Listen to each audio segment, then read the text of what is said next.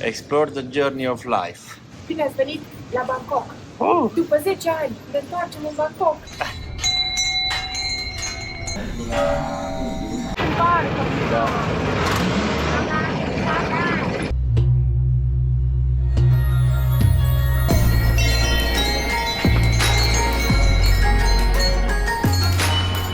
Prima dragoste din Asia, Bangkok. Așteptări? Nu o să fie ca data trecută când mie mi-a plăcut mult. Ne mutăm din Krabi în Bangkok, ultima noastră destinație din călătoria noastră. Ajungem nu fără peripeții, dar o să adun tot ce s-a adunat și o să fac și calculele și costul final după această postare. Foarte repede și mișcat. Da. Foarte repede. Din aeroport ne transferăm ușor la hotel cu ajutorul unui taximetrist, la care am luat numărul și de care am beneficiat toate zilele noastre prin care am stat în Bangkok. O să vă explic. Am luat cameră no smoking, no weed. Deci nu avem voie să prizăm nimic. Mi-am dorit o cameră cu vedere la zgârie nouă și cât se poate de sus. Avem priveliște, dar avem priveliște despre baie. Avem cu Ocean View. Am cazat la Chilax Resort. Se poate vinde covertura, cearceaful, perina, toate de vânzare. Pe camera asta de la Chilax Resort am plătit 166 de euro, deci vreo 55 de euro pe noapte. Uite și aici în Thailanda prizele au forma asta de 3. Eu am venit și cu adaptor de acasă, dar merge și asta normală.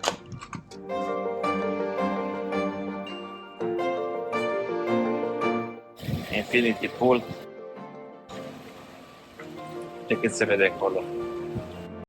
După cum v-am spus mai înainte, suntem a doua oară în Bangkok, la un interval de 10 ani distanță, aproape.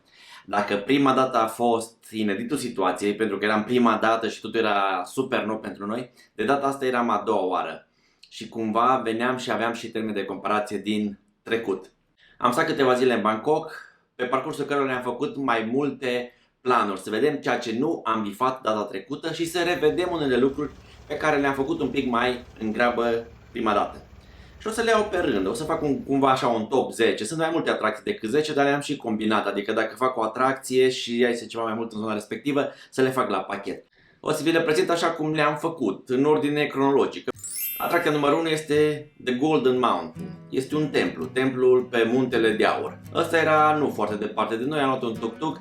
Trebuie să negociezi, ieși un pic din zonele turistice, pentru că în zonele foarte turistice cer mult și sunt care dau fără să negocieze. Numără. Ce să zic? Ce te așteaptă?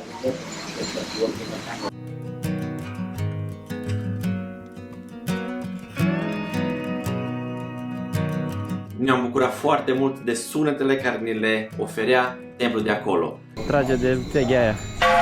Mai ușor, mai ușor.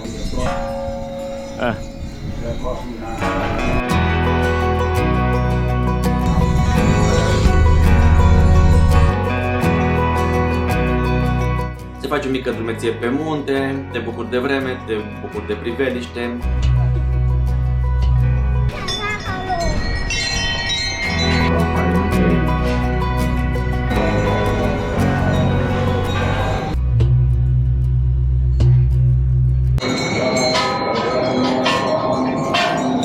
Te bucuri vizual pentru că a venit și seara, am văzut și la Sfințitul și s-au prins și lampioanele.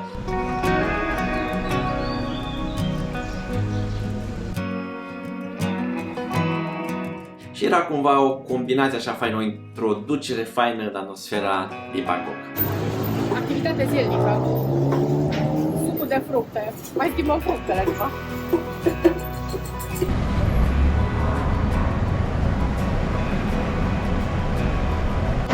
Ai nu te descalzi în templu, te descalzi la pudă.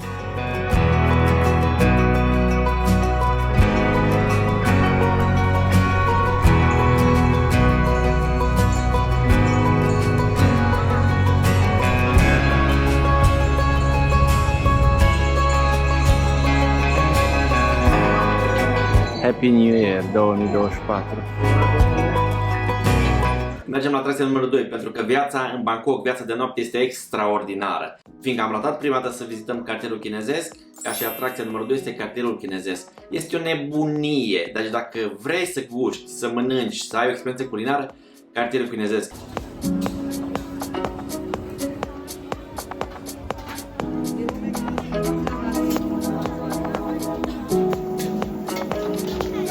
Dar înarmează-te cu răbdare, că este ceva de nedescris, parcă o ploua cu turiști.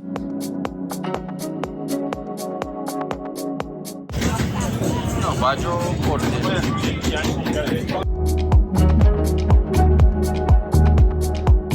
Dai un pic din coate, te mai strecori, mai găsești și un loc. Vizual e frumos, dar un pic cam obositor.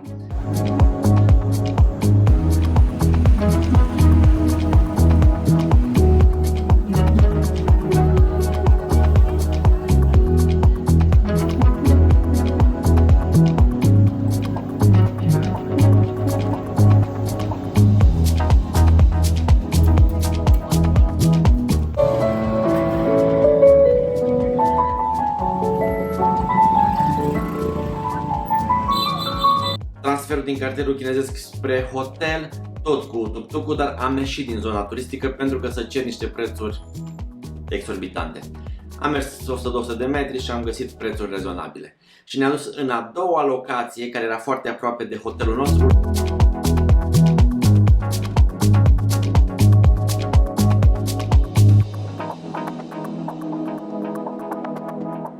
Și am ajuns la atracția numărul 3, care este cumva Bulevardul Khao San. Bulevardul Khao San este o nebunie. În trecut era locul backpackerilor, acolo se duceau și se cazau. Acum este plin de food, street food, este plin de distracție, fete, fetițe, băieți, băieței, muzică, baruri, discoteci, cam tot ce-ți dorești acolo. Chef să ai și bani.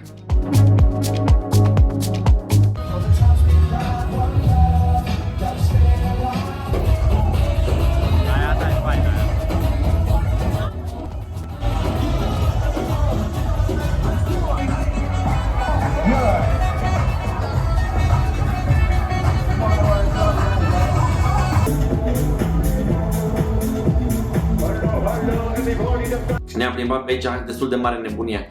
În capătul la Khao San există o extensie cumva de restaurante și de terase înspre malul râului. Mult mai liniștite, cu muzică live, cu mâncare foarte bună și prețuri decente. Deci ieșiți un pic din zona de Khao San după ce v-ați făcut creierul varză și vă bucurați de o cină sau de o băutură rece la sfârșitul zilei.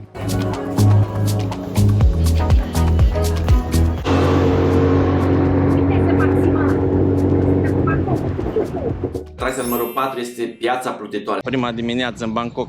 Bună dimineața! Afară sunt 33 de grade. La 8 dimineața. Nu s-a răcorit peste noapte. Mergem să vedem cum ajungem la piața plutitoare. Îs vreo 3 în Bangkok și una mai departe la vreo oră. Aia de oră am tăiat-o deocamdată, să vedem dacă ne iasă asta. Dacă nu, o încercăm altceva.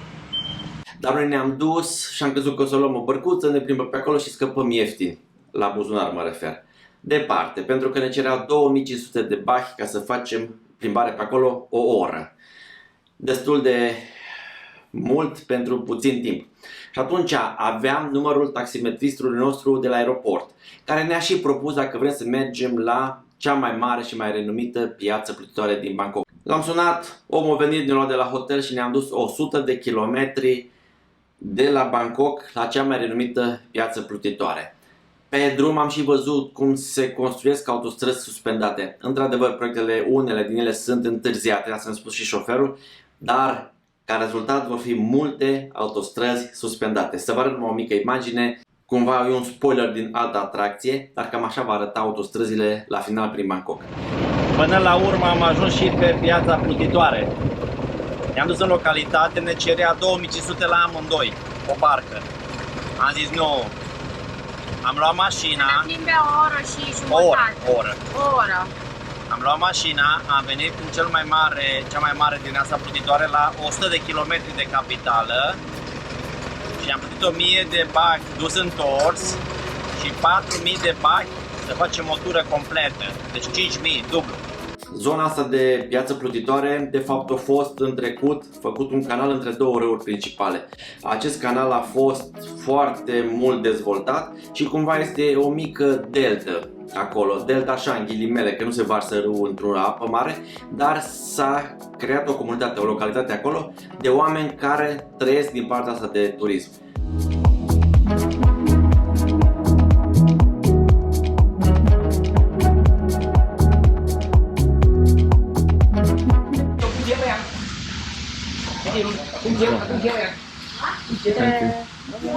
Zahăr de nucă de cocos. Zahăr de nucă de cocos?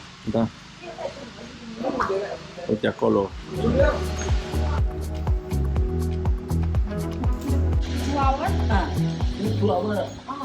Pune la fiert 2 ore. După aia l-amestec aici. Și după aia face zahăr din nucă de cocos. Este un pic cam comercială treaba, este destul de scumpă, dar ca experiență merită să o bifezi. Prima dată n-am avut nici bani, nici timp, acum am făcut-o.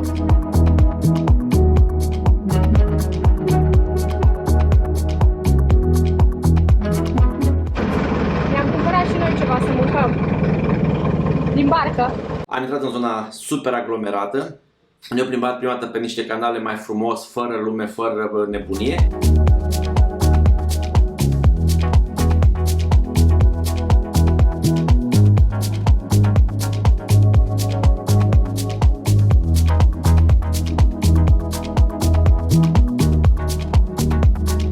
După aia ne-au apropiat de zona comercială, după a fost zona aia super turistică unde ne-am împolmețit acolo ca pe autostradă Foștau.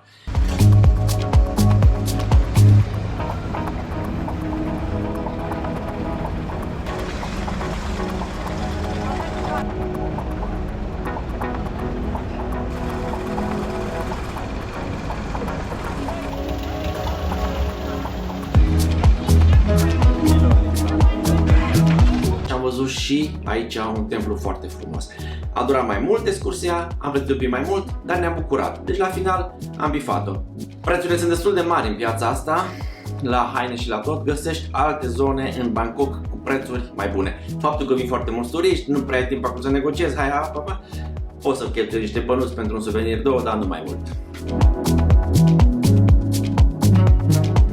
De la piața plutitoare plecăm până apoi spre Bangkok și șoferul ne oferă o altă atracție, atracția numărul 5, care este cumva piața de pe liniile de tren. Este o stație de tren acolo unde s-a dezvoltat o mică zonă comercială pe linii. S-au construit niște umbrare peste magazine, exact peste linii de tren. Te duci, te plimbi, bei o cafea acolo, poți să mănânci niște fructe. Acolo vine și se oprește trenul. Și la un moment dat vine trenul și când vine trenul se adună toate tarabele, toate terasele, se ridică toate copertinele. Asta e interesant, cum stragă astea că vine trenul. Și cum toată lumea suge burta pentru că vine trenul. Noi pozam pe ea din tren, ea din tren ne pozau pe noi. Cumva am bifat și atracția asta. Nu o vezi peste tot, așa că dacă ajungi la piața plutitoare, mergi să o vezi și pe asta. Gata, fiate, puneți înapoi! Astea.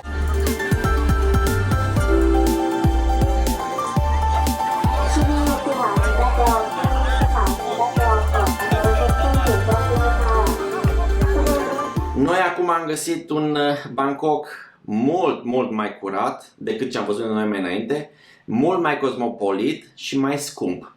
De zone care erau foarte murdare. Am văzut inclusiv crocodil când a fost în niște canale care era plin de gunoaie și râul la lor principal care era o mizerie. De data asta au intrat în niște proiecte care curăță și igienizează râurile din Bangkok și am fost super impresionați de cât s-au avansat. Plus zonele care înainte am fost impresionat ce mall-uri aveau. Aici vă prezint atracția numărul 6, Siam Square. Siam Square este o zonă mult de shopping, de mall-uri, de extrem de cosmopolită, de avansată față de zonele care știam noi din Bangkok. Am ajuns în Siam Square, acolo sunt mai multe zone de Siam, cu mai multe mall-uri, cu mai multe atracții și te poți plimba.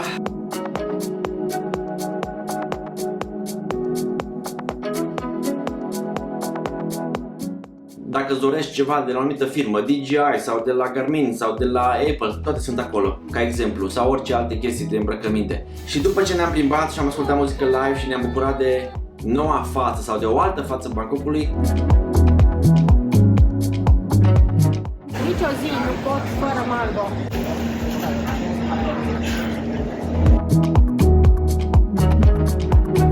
pun și în completare la atracția asta un sky bar. Nouă ne place să mergem undeva să vedem orașul de sus.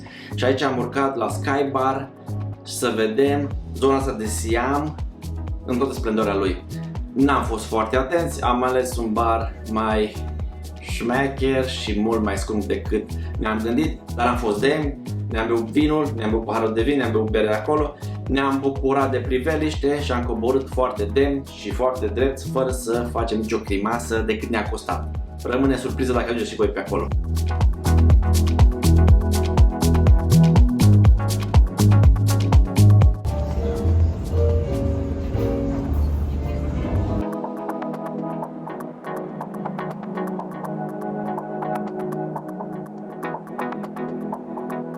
Extracția numărul 7 este Wat Arun, templul de peste râu, templul Dawn, care este templul răsăritului. Data trecută n-am știut cum să ajungem, a fost un pic mai complicat sau am fost un pic mai stresați. De data asta am găsit pe malul râului stații din astea unde vin embarcațiuni și te trece sau te plimbă pe râu. Și am trecut pentru câțiva bahi, 20 de bahi, am trecut râul. Și ne-am bucurat că data trecută am văzut și l-am admirat doar de peste râu. Noi când am ajuns și am văzut lume super fain îmbrăcată pe acolo, am zis, mamă, ce sărbători am nimerit, ce fain de noi că chiar în ziua asta, oh, și ne bucurăm să vedem așa ceva.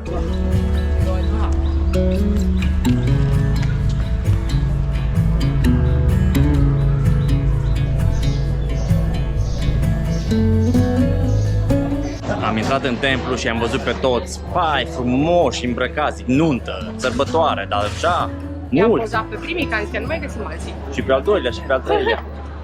Și după am văzut plin pe aici și ne-am băgat și noi într-o poză, hai să facem și noi poză. Și când colo au aici studio, te îmbraci, Îți fac preza, au frizură foarte complicată.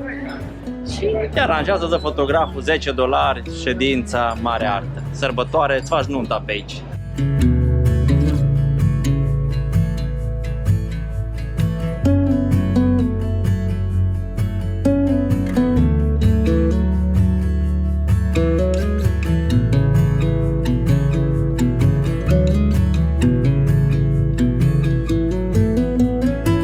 Destul de aglomerat, dar am bifat-o. După care înapoi pe râu să ne răcorim. Râu care din nou îl găsesc extrem de curat.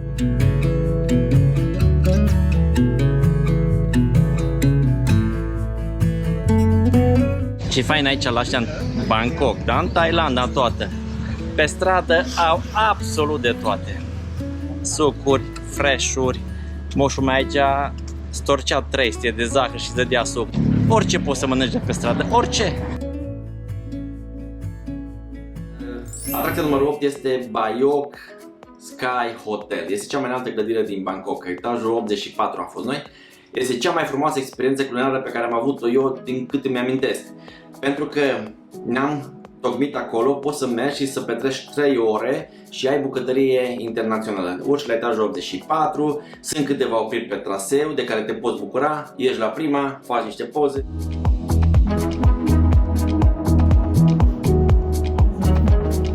Te mai mergi, ieși la următorul punct de belvedere.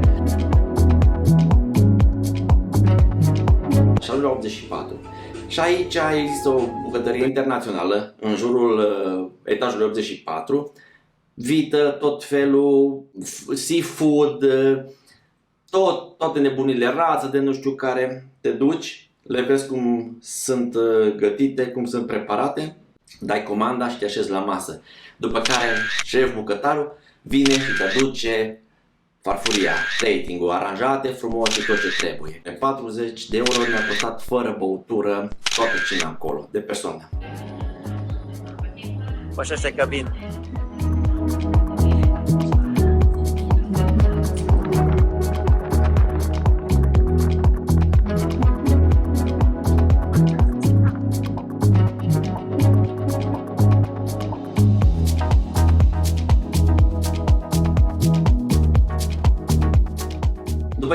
Paiok și am coborât, este una dintre cele mai mari piețe de noapte din zona respectivă și acolo, pe lângă zona comercială, există și o zonă de street food. Orice meniu. Deci dacă ai mâncat super bine acolo, poți să cobori și să-ți iei un suc de fructe sau poți să te bucuri un pic de culoarea nopții în Bangkok. Repet, Bangkok este un oraș care nu doarme, cel puțin în anumite zone era plin de nebunie, de lume și de forfotă. Am plecat și am mers un pic pe jos să vedem Bangkok noaptea și am văzut în piață de legume care era deschisă peste noapte și unde poți să-ți iei fructe care să le ai, de exemplu dimineața, în frigider la tine în camera de hotel. Happy birthday to you, happy birthday to you, happy birthday little Roxana. Ce drăguț! Atracția numărul 9 este Palatul Regal sau Royal. L-am văzut data trecută, de data asta ne-am dus, n-am vrut să intrăm la Palatul Royal pentru că era extrem de cald, dar nici n-am avut foarte multe variante în după masa aia. Și atunci ne-am dus și am intrat. Zonă fără drone. Deși dacă ai autorizație, aici nu intri cu dronă. Fiindcă nu ai voie cu pantaloni scurți, decât cu pantaloni lungi, toată lumea vine îmbrăcată sumar de vară și după aceea toată lumea își cumpără pantaloni cu elefanți. Deci toată lumea are pantaloni din ăștia cu elefanți. Au parte de temple, foarte frumos aranjat.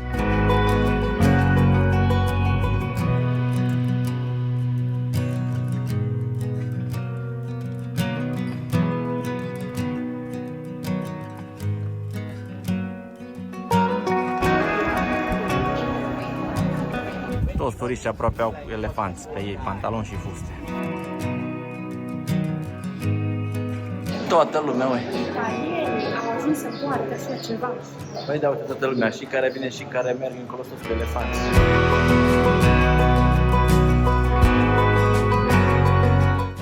Zici, ai de spus. Vai Dumnezeu meu, dacă îl Toată lumea e... Și partea de palat.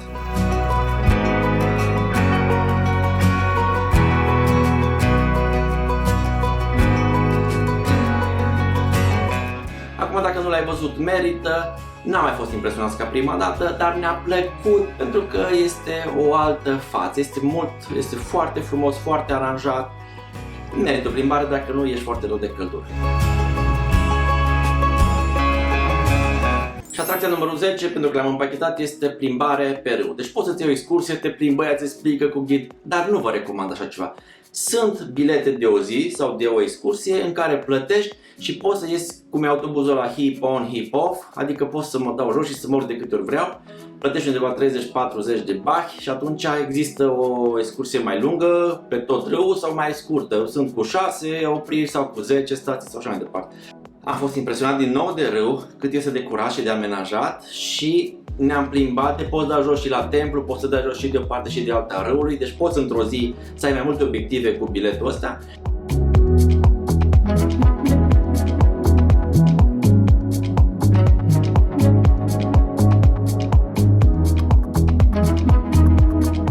Cumva toată excursia asta pe râu a culminat cu vizita la cel mai tare mall pe care l-am văzut în Bangkok, Icon Siam.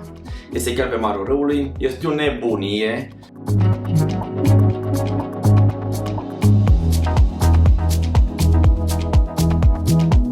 Parte de parter este doar baruri, după care sunt magazine super consacrate și mărci de tot felul. Deci că nu-i din țara asta.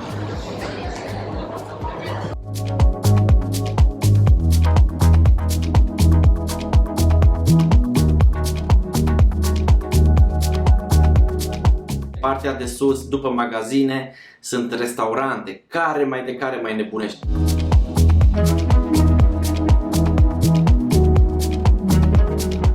O mare parte au ieșire pe terasă. Terasa este cu vizibilitate la râu și la toată zona asta nou construită.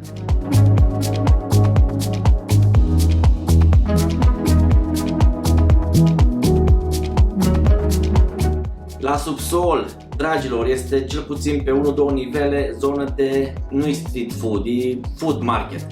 Toate nebunile de mâncăruri, deci poți să mănânci extrem de sofisticat, sus de tot, poți să bei o cafea într-un bar extrem de cosmopolit la parter sau poți să cobori la subsol și aici cu muzică live.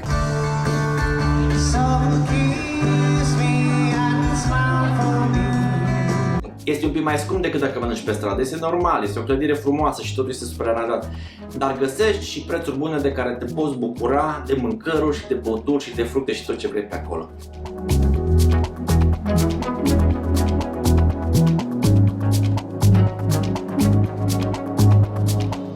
Și ne-am petrecut destul de mult timp astfel încât a venit înserarea.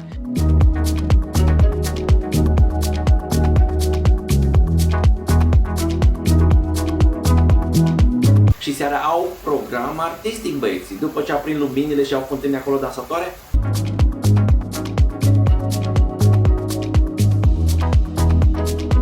au și un show cu lasere și cu toate nebunile de care ne-am bucurat și noi.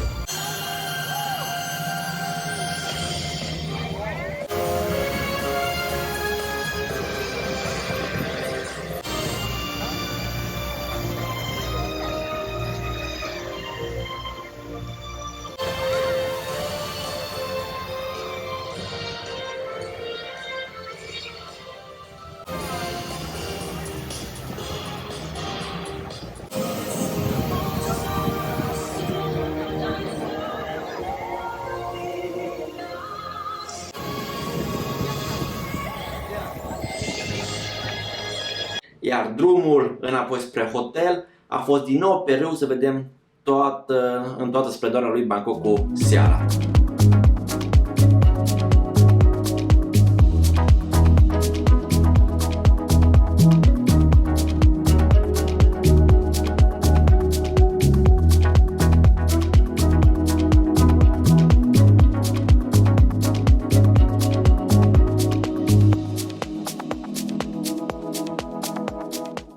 Gata, mergem acasă. Cum a fost concediu? Un pic greu din cauza căldurii, dar ce am văzut a fost super ok. Cam astea au fost cele 10 atracții împachetate de mine și sunt curios să lăsați și mie un comentariu să spuneți cum găsiți voi Bangkokul prin ochii noștri, cum vi se pare noul cu vechiul, cu culoarea, cu noaptea, cu ziua, cum arată Bangkokul pentru voi. Dacă v-a plăcut ce ați văzut, dați și mie un like și nu uitați să vă abonați pentru că urmează să vă arăt cât ne-a costat pe noi excursia asta cu Cambodgia și cu Thailanda și ce peripeții am avut noi, peste care am trecut cu bine. O zi minunată și Doamne ajută-vă! Ceau! Pa!